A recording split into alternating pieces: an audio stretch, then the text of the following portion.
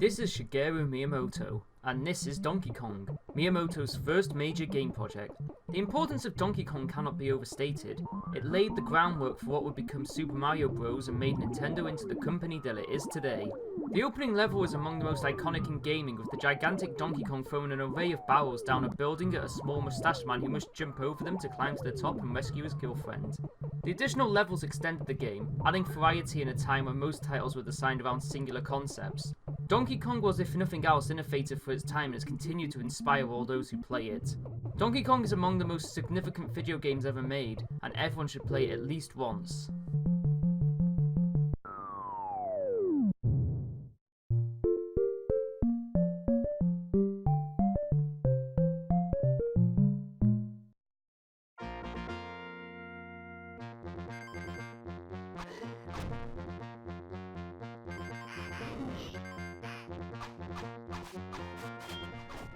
Movie tie-ins have a bad rep among gamers, but little do they realise just how important they've been in making games what they are today.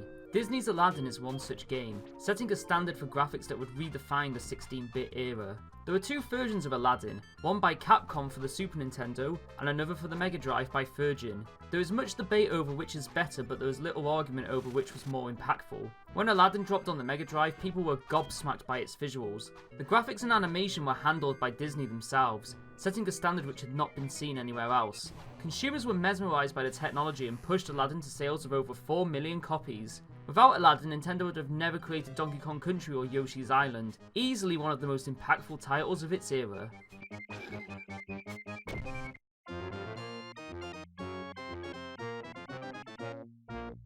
We got CVS2 top 8 going down. Echo Fox's Justin Wong up against CEO Jabali. All right, let's bring it old school, guys. Let's get hyped.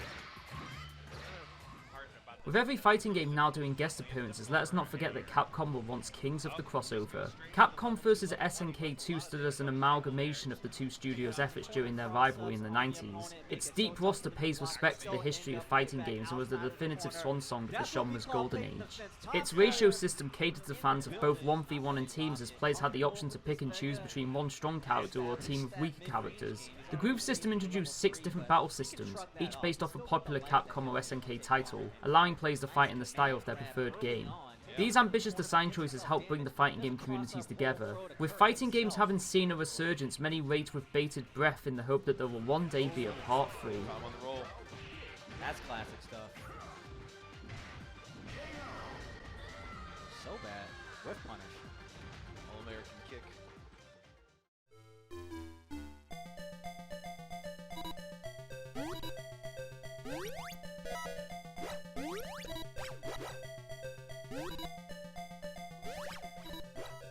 There are games out there with really strange histories behind them, as they over time morph into something completely detached and alien to the game they began as. Few series epitomise this as much as Wonder Boy. Wonder Boy was an arcade platform where the goal was to reach the end of each level while avoiding obstacles, pitfalls and starvation. If the game looks familiar, it's because Hudson Soft ported the game to the NES as Adventure Island and then turned it into a series of its own. Wonder Boy was a staple platformer for its time, receiving conversions to almost every home system. The Wonder Boy franchise is still ongoing, having evolved into the Monster World series. Deceptively difficult and pleasantly frustrating in equal measure, Wonder Boy is worth trying if you're looking for a challenge.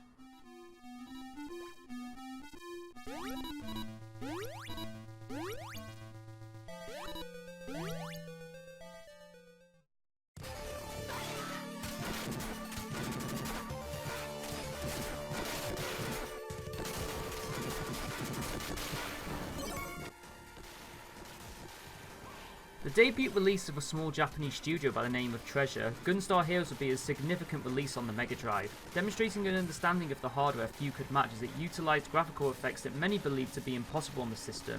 Treasure was formed in 1991 by a group of Konami employees who had grown disgruntled of the publisher's corporate structure. Treasure weren't just a game studio, they were artists whose obsession over the tiniest details saw them pump out games with a level of personality seldom seen elsewhere. 25 years after release, Gunstar Heroes' impact can still be felt with the game's speed and chaotic action influencing the evolution of the action, beat-em-up and shooting genres. Much like its studio, Gunstar Heroes is a treasure whose influence will continue to be felt for years to come.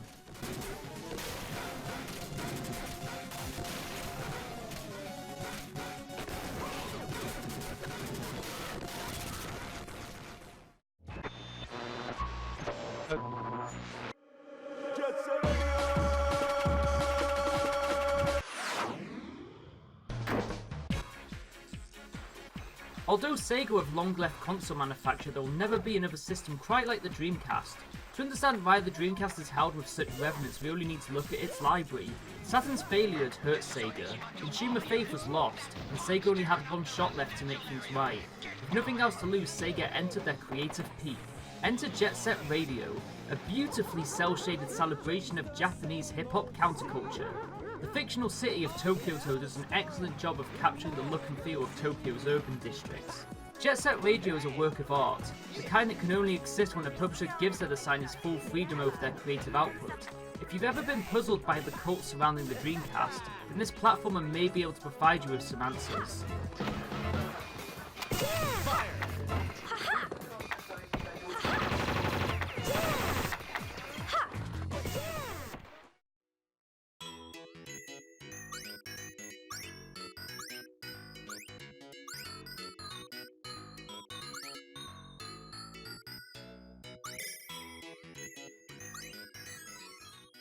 Waynebow Islands is the sequel to Bubble Bobble, a radical departure but one not without reason as it carries on from Bubble Bobble's true ending where the twins Bub and Bob regain their human forms. No longer able to fight with Bubbles, the twins now use magical rainbows to defeat their enemies. The level structure has been altered, with play now taking place on a series of sinking islands the players must climb to the peak of. While the basic premise has changed, the tone and mechanics still feel perfectly in line with the original. The way rainbows dispatch of enemies doesn't feel too dissimilar to how bubbles were used. You trap enemies before jumping on their enclosure to defeat them. Despite these differences, Taito still managed to create a successful follow-up which pleased fans of the original, a testament to the talents of the late Fukio Masuji.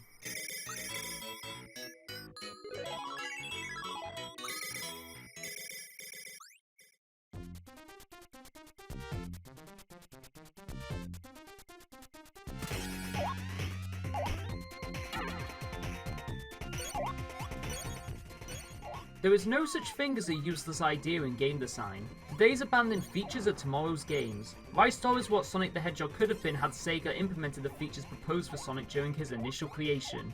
The focus on touching, grabbing and throwing objects was deemed too slow for Sonic, but they were more than good enough for their own game. These mechanics would favour more explorative platforming with the levels containing a fast array of branching paths for Rystar to jump, climb and swim through. Releasing relatively late in the Mega Drive's life, the detailed graphics and animations easily express Rystar's character through his actions, giving the game its friendly and upbeat personality. It's a shame that Rystar never saw the same success as Sonic. A Sega Saturn sequel would have filled the Sonic-shaped hole in its library.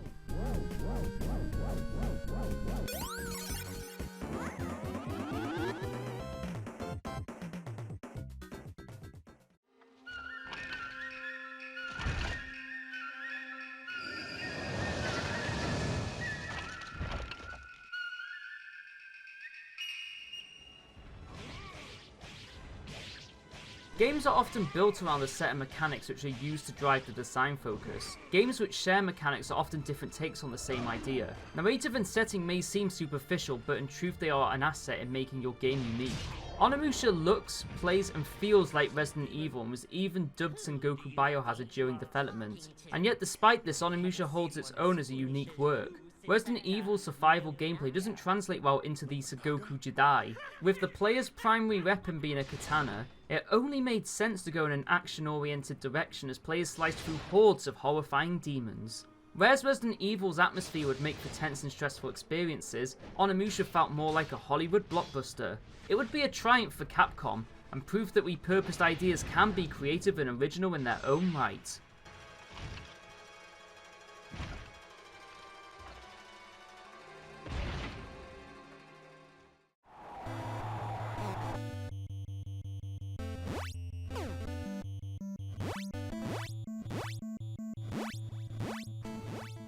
Many avoid sports games out of personal disinterest, often viewing them with scorn as they see only the sport as opposed to the game. A crying shame as there are great games to be found past those biases. Something Nintendo does very well is take an idea and sell it beyond the intended audience. We've seen them do this many times, and it all started with sports games. Punch-Out isn't really a boxing game. The cycle of spotting patterns while dodging the punches of larger opponents is less about boxing and more about being an underdog. Easy to learn, hard to master, and deceptively deep, Punch-Out is a fascinating game in how much mileage it gets on something so basic. Its continued following by both casual players and speedrunners alike is a testament to its solid design. one of the icons of the NES.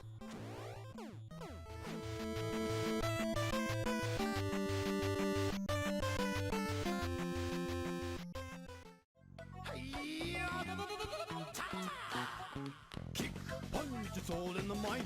If you wanna test me, I'm sure you'll find the things I'll teach ya. Sure to beat ya. Nevertheless, you'll get a lesson from teacher. Now kick, punch.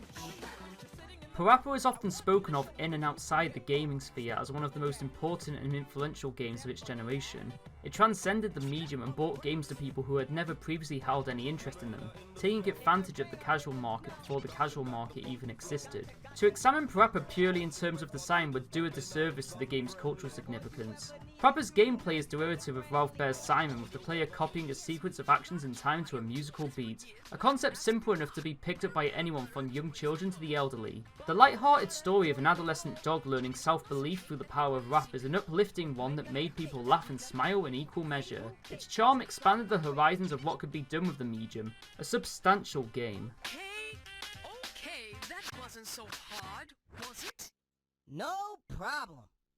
But how'd you get out the TV? A samurai sword?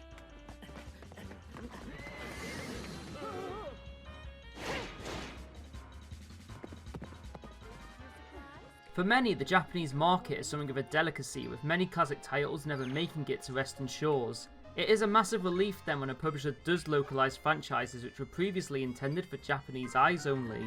Sakura Wars, So Long My Love, is the only series entry to have reached Western shores at this point, and that's a shame as its blend of strategy RPGs and visual novels create a game which satisfies both strategists and lovers of harem anime. The game's box proudly declares an end to level grinding as players build rapport with their co-pilots to strengthen their power in battle. Your efforts to befriend team members and earn their trust is essential to this strategic experience. Sakura Wars does suffer from some of the more embarrassing aspects of romantic visual novels, but overall there's a superb game in there that would go on to influence the likes of Valkyria Chronicles.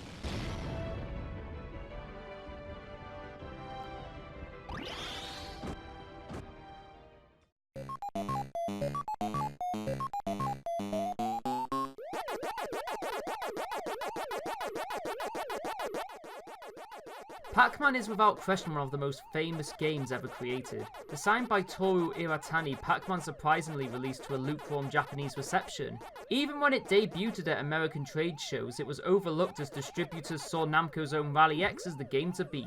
To say Pac-Man was a sleeper hit would be an understatement. Its success in the States was on a level no one could have anticipated. Not even Iwatani himself could have seen the monster Pac-Man would become.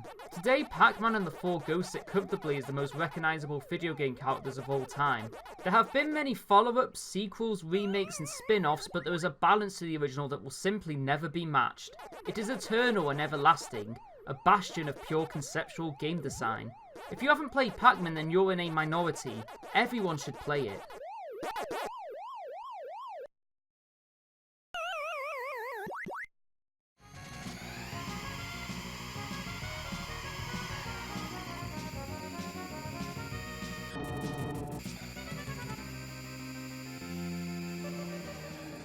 Despite 15 years passing since a new title, the FZero series remains popular thanks to Captain Falcon regularly appearing in Smash Bros. FZero launched with the Super Nintendo as a technological showcase as it utilised the system's Mode 7 graphics capabilities to create a Fox 3D world through sprite scaling and rotation.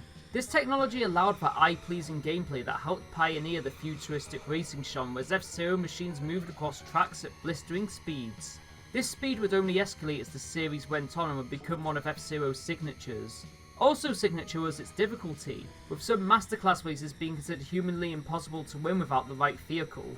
F-Zero would remain at the top of the SNES racing library for the entirety of its run. If you're unfamiliar with the SNES, then consider this a strong recommendation.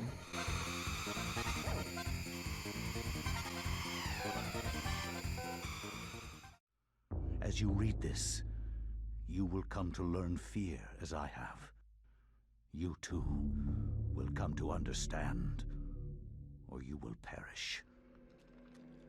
The early 2000s was the era of the impressionable video game. Growing markets and aging audiences would push publishers into releasing games to be sold off buzzwords like mature and adult. Not even Nintendo were immune as they would publish their first M-rated game. Eternal Darkness. Under Nintendo, Silicon Knights would create an excellent horror game shrouded in Lovecraftian influence as the player battled ancient deities whose power and existence were beyond the realms of human comprehension. The narrative would build an intriguing lore as the player would live the experiences of those unfortunate enough to have crossed the Old Ones in centuries past. This journey into ancient tales would be remembered for its game-altering sanity meter. Heads would fall off, flies would buzz over the television screen, and the player's memory card would pretend to wipe itself. Eternal Darkness is an inventive and novel horror game that is worth experiencing at least once.